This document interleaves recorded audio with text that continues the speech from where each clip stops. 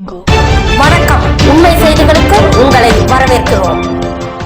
திருநெல்வேலி மாவட்டத்தில் பாளையங்கோட்டை அருகில் NGOA காலனியில் ஐயன் அடிமைகள் இல்லத்தில் வீற்றிருக்கும் ஸ்ரீ சபரிவாசன், எல்லா ஐயப்ப பக்தர்களின் உள்ளத்திலும் குடியிருக்கும் ஸ்ரீ ஐயப்பன் இங்கு ரவிசங்கர் குருசாமி அவர்களின் இல்லத்தில் குடியிருந்து அருள் பாலித்து வருகிறார்.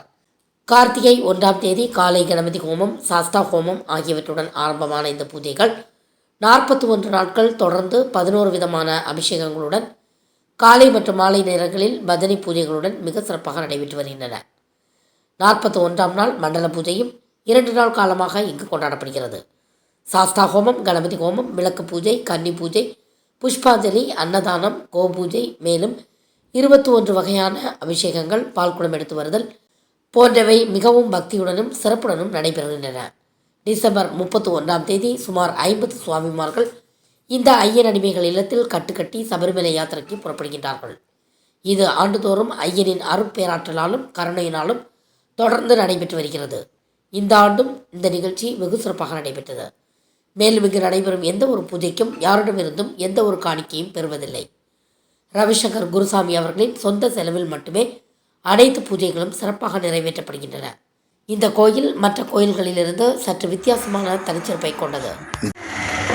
உயிருடன் இருப்பதும் இருமுடி சுமப்பதற்கு என்கின்ற உன்னத தத்துவத்தை அடிப்படையாக கொண்டு அமைக்கப்பட்ட இந்த ஐயன் அடிமை இல்லத்தில் உள்ள தனி சிறப்பு என்னவென்றால், இந்த ஆலயத்தில் எத்தனையோ பூஜைகள் நடத்தி கொண்டே இருக்கின்றோம். அத்தனையும் எங்களது தனிப்பட்ட குடும்பத்திலிருந்து தான் நாங்கள் நடத்தி கொண்டிருக்கோமே தவிர யாரிடமும் எந்த விதமான இதுவும் பணமோ பொருளோ வாங்காமல் இந்த பூஜைகள் நடைபெற்று கொண்டிருக்கிறது. மற்ற ஆலயங்களில் எவ்வளவோ இருக்கலாம், ஆனால் இங்கு இந்த முறை சுமார் 50 பக்தர்கள் இருமுடி கட்டி யாத்திரை செல்கிறார்கள். அவர்கள் அத்தனை பேரும் ஒரு ஒருமித்த மனதோடு ஒரே குடும்பமாக இருந்து அத்தனை பேரும் செயல்பட்டு கொண்டிருக்கிறார்கள். அது அத்தனையும் ஐயனின் திருவுள்ளத்தால் நடக்கப்பட்ட விஷயம். அவருடைய அருள் இருந்தால்தான் அத்தனை பேரும் ஒன்று சேர முடியும். எப்போது பூஜை நன்றாக நடைபெற்று இருக்கின்றதோ அப்பொழுது சாநித்தியம், இறைவனோட சாநித்தியம் கூடும்போது பக்தர்கள் ஈர்ப்பு சக்தி கூடும். அப்படி வந்தவர் தான் இங்கே நிறைய பேர் இருக்காங்க. ஆரம்ப காலத்தில் 18, 20 அப்படி இருந்த இடத்துல இன்றைக்கு சுமார் 50 பேர் இருமுடி கட்டி கொண்டிருக்கார்கள். நாளை காலை 7 மணிக்கு பயணம் யாத்திரை எங்களுக்கு ஆரம்பமாகின்றது. ஐயன் திருவருள் அனைவருக்கும் கிடைக்கும் என்கின்ற முழு நம்பிக்கையோடு நாங்கள் செயல்பட்டு கொண்டிருக்கிறோம். என் காலங்காலமாக அத்தனை பேருக்கும் நாங்கள் சொல்லக்கூடிய விஷயம், யாரும் எத்தனை மலைக்கு நாங்கள் சென்றிருக்கிறோம் என்று சொல்லக்கூடாது என்கின்ற உன்னத கோட்பாடோடு நாங்கள் செயல்பட்டு கொண்டு இருக்கிறோம். என்னை கேட்டாலுமே எனக்கு தெரியாது, பலமலை நான் மறிக்கும் மலைக்கு போக வேண்டும் அப்படி என்கின்ற ஒரே கொள்கையோடு நாங்கள் செயல்பட்டு கொண்டே இருக்கிறோம். மற்ற சாமியிலும் அதேபோல் யாரிடம் கேட்டாலும், எங்களுடன் வருகிறவர்கள் யாரும் கேட்டாலும் எத்தனை மலை என்பதை யாரும் சொல்வதில்லை, சொல்லக்கூடாது என்பது எங்களோட கோட்பாடு. அதுபடி இன்றைக்கு நடந்து கொண்டிருக்கிறது.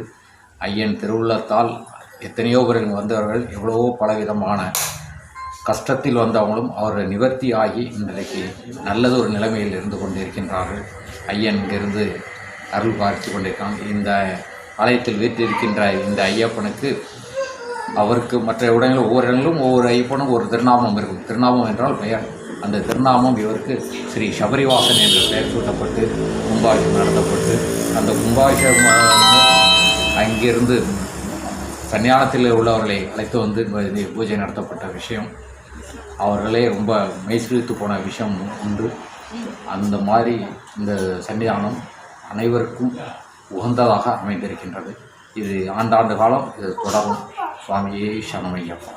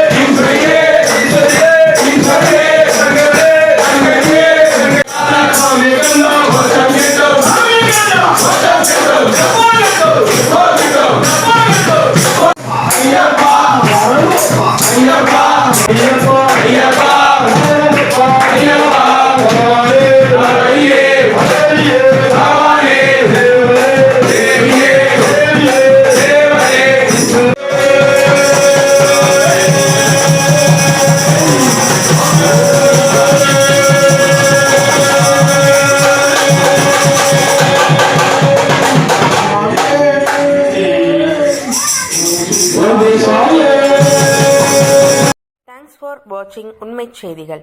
நெல்லை செய்திகளை உடனுக்குடன் தெரிந்து கொள்ள சேனலை சப்ஸ்கிரைப் பண்ணுங்க, லைக் பண்ணுங்க, ஷேர் பண்ணுங்க.